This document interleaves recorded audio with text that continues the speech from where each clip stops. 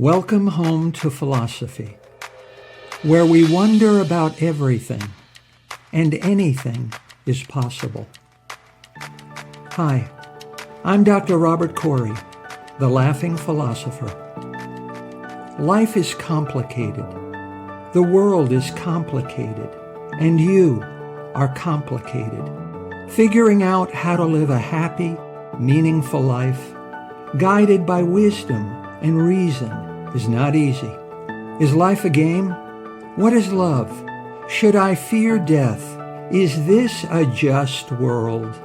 Almost from the moment of birth, you've been told how to behave, how to fit in, and how to fulfill other people's expectations. You fear that you will lack importance or cease to exist in the lives of others if you think for yourself and question the rules and roles you've been told define you.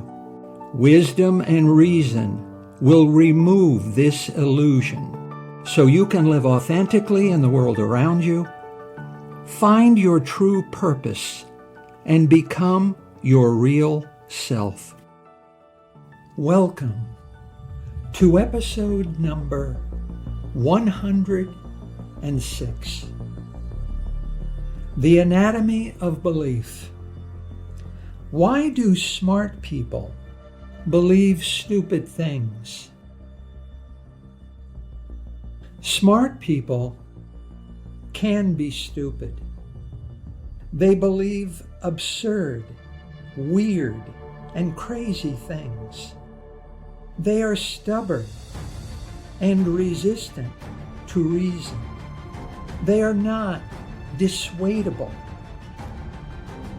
Dietrich Bonhoeffer was a philosopher and anti-Nazi dissident, a vocal opponent of Adolf Hitler's dictatorship. He was hanged. Bonhoeffer said, "Stupidity is a more dangerous enemy of the good than malice. We have more to fear from stupid people than evil ones." The most dangerous form of ignorance, Bonhoeffer called stupidity.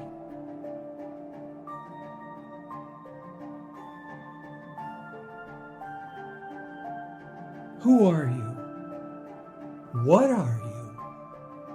Imagine you are forced to explain yourself and your life in just a few sentences.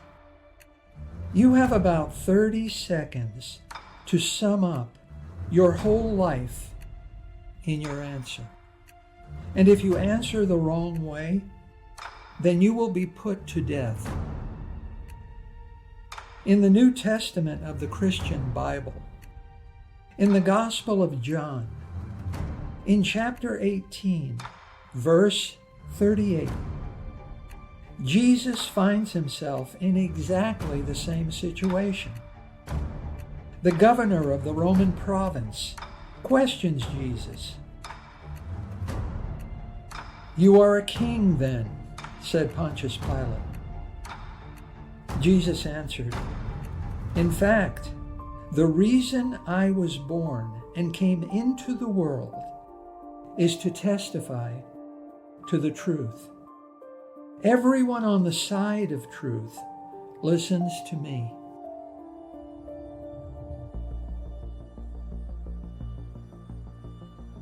Jesus was an interesting person and a good philosopher.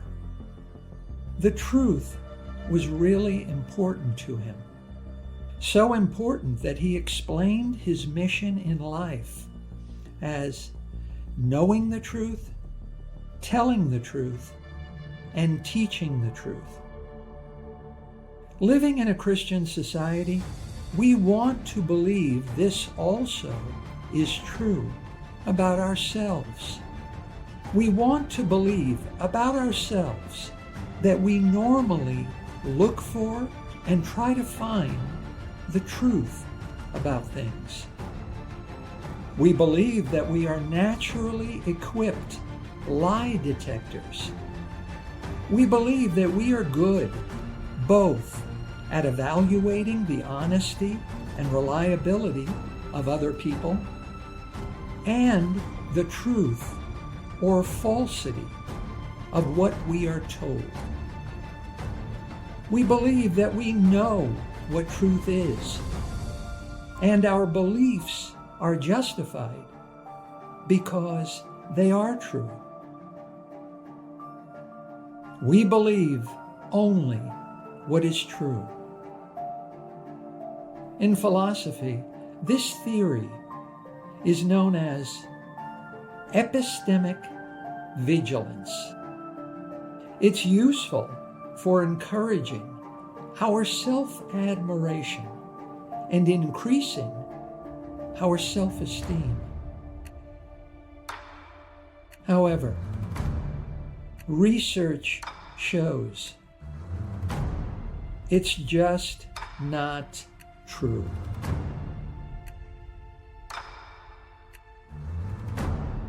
Research shows that we don't really care about the truth. Our real goal in our interactions with other people is not truth-seeking. It is presentation of self. We deceive ourselves with a false narrative. We tell ourselves that we start out trusting everyone by assuming other people are honest. As we judge how truthful we consider others to be, we decide whom to trust or not trust.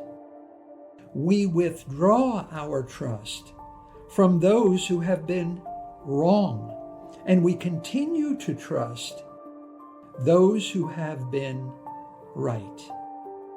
We trust those who tell us the truth and mistrust those who tell us falsehoods. Our beliefs are justified because we believe only what is true.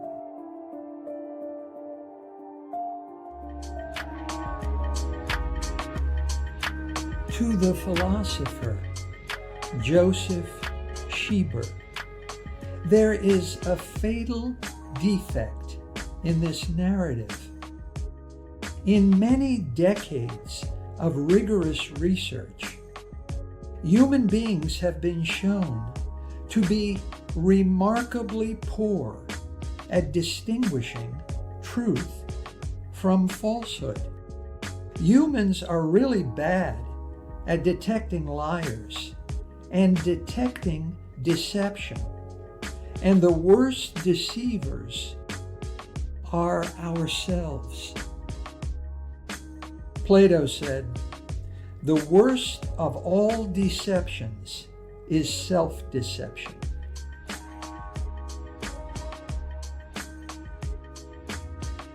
We wrongly think that someone with a pleasant face is honest.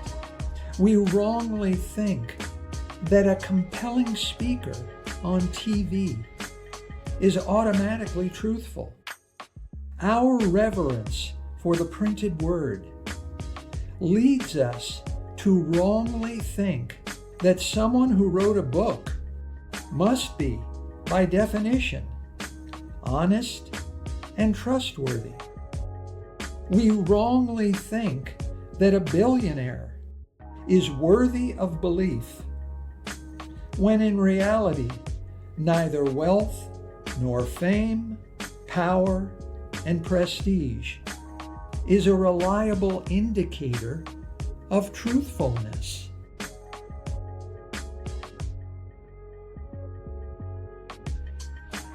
It has been estimated that the average person lies 30 times a day. As a motivational device, Lying has many advantages in helping you to motivate others to do what you want. Lying is really just fantasy building. It's not easy to get right. Build an improbable fantasy, and your lie will be ridiculed and rejected. Build an absurd fantasy, and your lie will undermine others' long-term trust in you. Build a plausible fantasy, and stupid people will strive to believe it.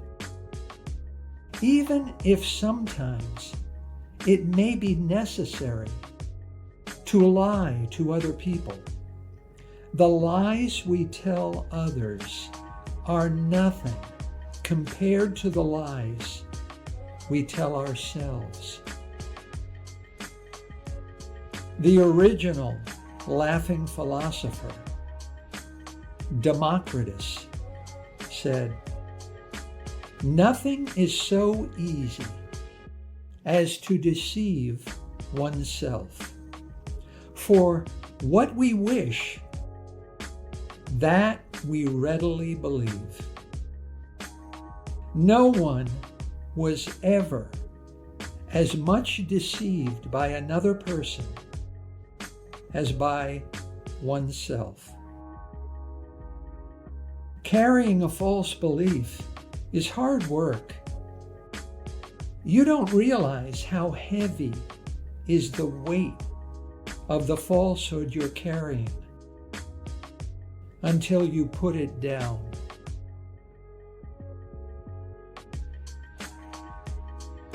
What justifies a belief? A belief is justified not because it's true, but because it's consistent and fits with our other beliefs. Beliefs are not facts. Beliefs are not proof. Beliefs are not evidence. Beliefs are just claims.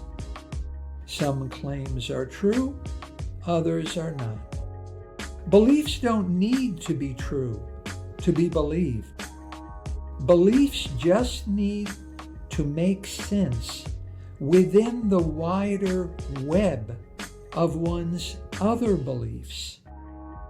Truth has nothing to do with what we believe.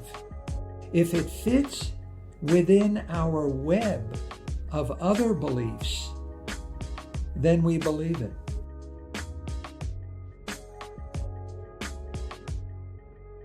In the right environment, such as an echo chamber, where the same opinions are repeatedly voiced and promoted, so that people are not exposed to opposing points of view. Conspiracy theories can be simple to justify and easy to believe. Inside the right belief system, even the most bizarre conspiracy theories make perfect sense. If one already believes that Democrats control our government and that liberals are out to get Trump supporters, then election deniers feel justified in their belief that Biden is not the true President of the United States. If one already believes that all historians are fools, or liars, or Jewish stooges, then Holocaust deniers feel justified in their belief that it didn't really happen.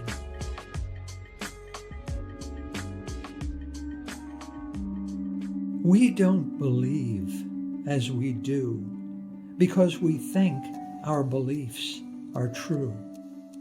We believe what we believe because they fit neatly inside our whole structure of present beliefs. We don't search for the truth and only believe what we find. Aristotle said, "It is the mark of an educated mind to be able to entertain a thought without accepting it,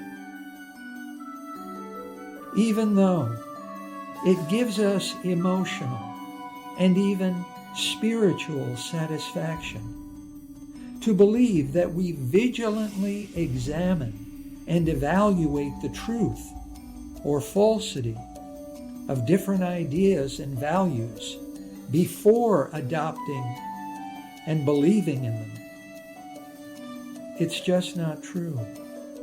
Even though it makes us feel really good about ourselves to believe that we are impartial and objective and receptive to new ideas and arguments, we are neither open-minded nor persuadable.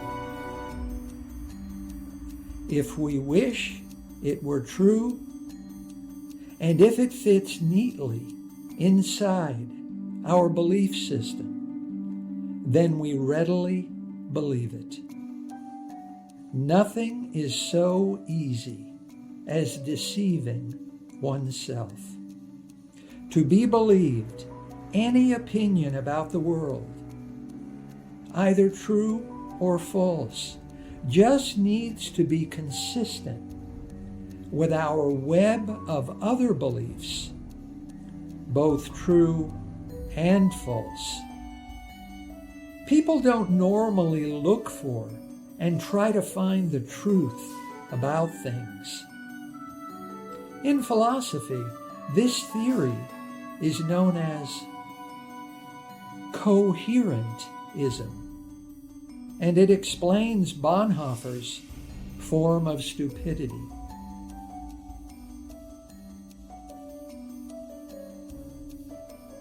And how do we know some of our beliefs, even our most cherished and deeply held beliefs, are false? Simply because no one is infallible and inerrant. Everyone can be deceived and mistaken. No one is exempt or immune from liability to error in their judgment, pronouncements, or actions. There is no perfect life. Everyone makes mistakes simply because some of our beliefs are false. I'm still figuring out what Jesus thought he was doing, but it's pretty clear to me from the way his life ended that he made some pretty bad mistakes. And yet, despite knowing that our mind is filled with half-truths, exaggerations, uncritical assumptions, and total falsehoods, we receive every belief arising in our consciousness as if it's the truth. And we use these false certainties to guide our own actions as well as the behavior of those around us that we influence and direct. If you don't clean the clams, the soup will be full of sand.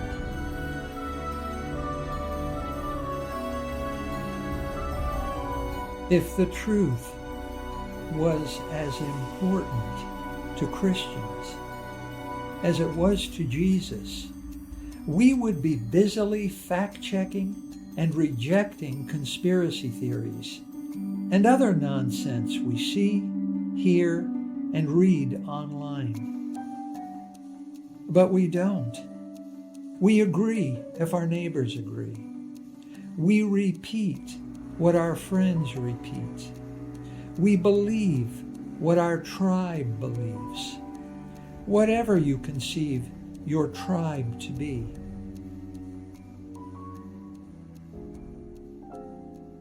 We are unconcerned with finding and believing and spreading the truth. We are very bad at finding the truth, even when it's right in front of our eyes, and very bad at believing the truth, even when we see it. If the truth is not consistent with what we already believe, we reject it. We are more concerned with maintaining our acceptance and enhancing our approval by others. Our beliefs just seem to feel more truthful when we are among other believers. We know that some of our beliefs are false, even when everyone around you holds a particular belief. Deep down, you may have doubts. But rather than face up to our doubts and confront the fantasies behind the lies we live by, we choose to ram them down someone else's throat, as if truth is just whatever everyone thinks it is. Thinking, feeling, and believing in conformity to the majority and prevailing wisdom are far more important to us than to Aristotle, Democritus, Plato, Jesus, Bertrand Russell, and Bonhoeffer. They held the truth and truth-seeking above all other aspirations. Stupid people don't distinguish truth from falsehood.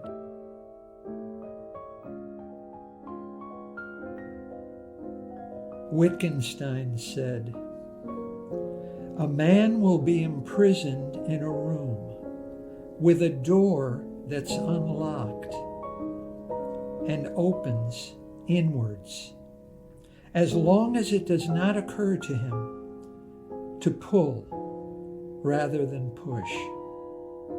Nothing is so difficult as not deceiving oneself. You don't have to be a prisoner of false certainties. The majority has never been a guarantee of wisdom or truth. The majority killed Socrates. The majority condemned Jesus. The majority voted for Hitler. The majority once believed the sun orbits the earth and human slavery is moral. Think for yourself. Believe nothing that does not agree with your own reason, experience, and good sense. Don't be stupid. Be smart. Pull rather than push.